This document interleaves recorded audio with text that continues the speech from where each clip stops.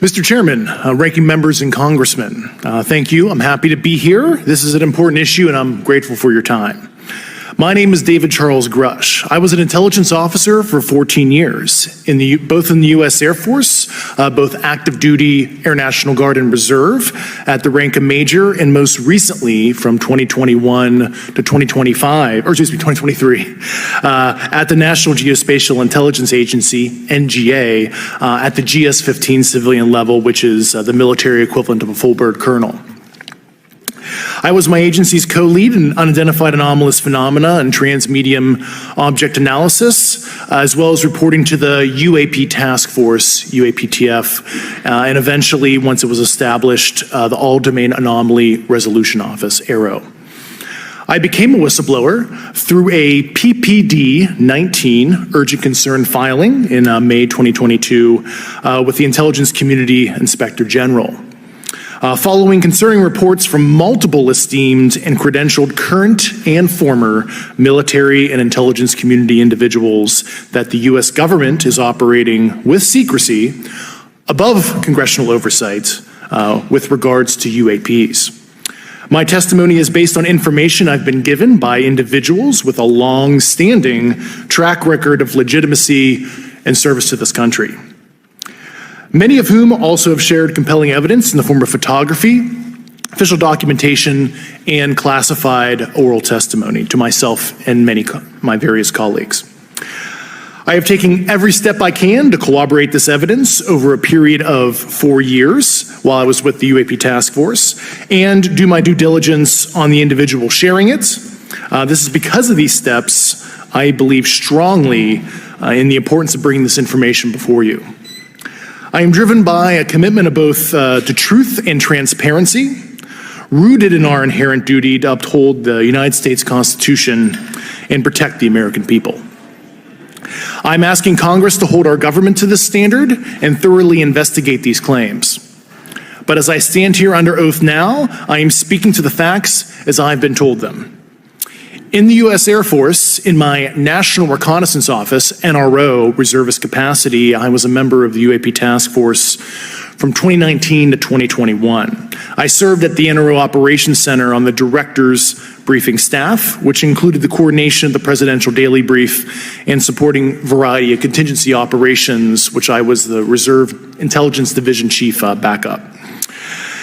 In 2019, the UAP Task Force Director asked me to identify all special access programs and controlled access programs, also known as SAPs and CAPs, we needed to satisfy our congressionally mandated mission, and we were direct report at the time to the DepSecDef.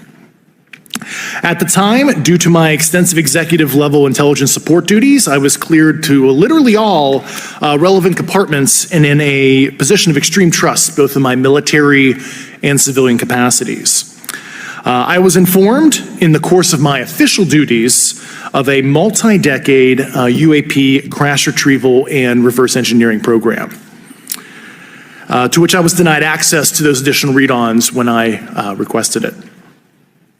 I made the decision, based on the data I collected, to report this information to my superiors and multiple inspectors general, and in effect becoming a whistleblower.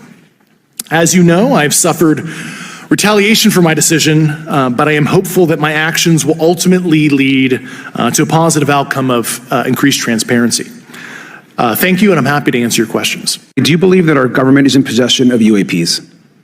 Absolutely, based on interviewing over 40 witnesses over 4 years. And where? I know the exact locations, and those locations were provided to the Inspector General. Has any of the activity been aggressive, been hostile in your reports? I know of multiple colleagues of mine that got physically injured, and the activity, and I got by UAPs or by people within the federal government? Both. If you were me, where would you look? Titles, programs, departments? I'd be happy to give you that in a closed environment. I can tell you specifically. And I would say, and I've told people that you have to know where to look. They're not going to divulge it to you because of the classification levels. But if you know where to look and who to talk to, which is exactly what Mr. Grush can point you, then you have them. If you believe we have crashed craft, stated earlier, do we have the bodies of the pilots who piloted this craft? As I've stated publicly already in my News Nation interview, biologics came with some of these recoveries, yeah.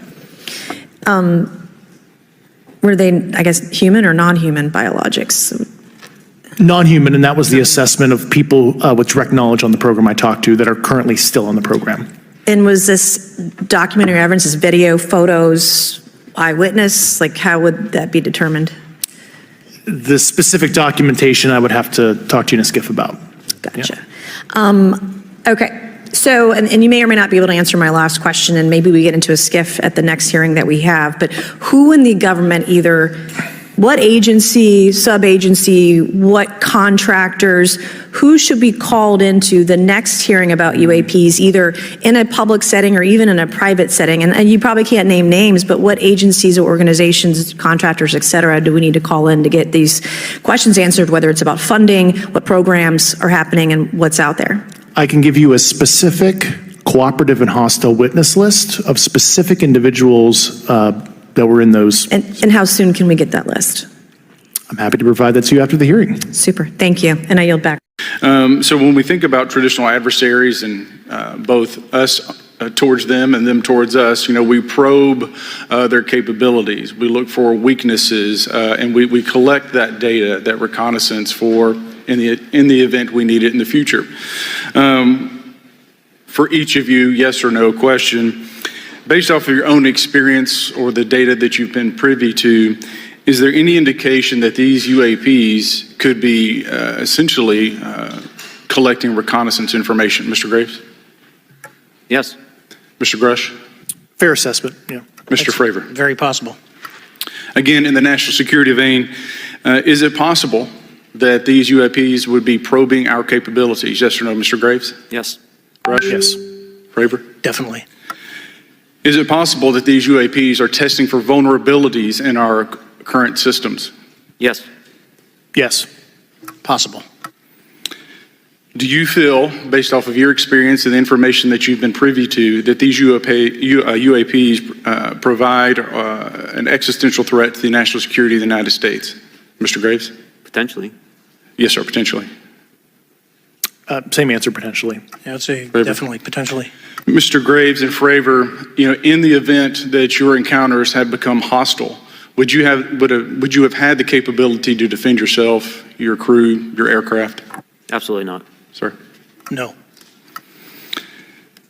Is based off of the information that you've been privy to, is there any indication that these UAPs are interested in our nuclear technology and capabilities? Yes. By external observation, sure, that could be a fair assessment, yeah. Yes.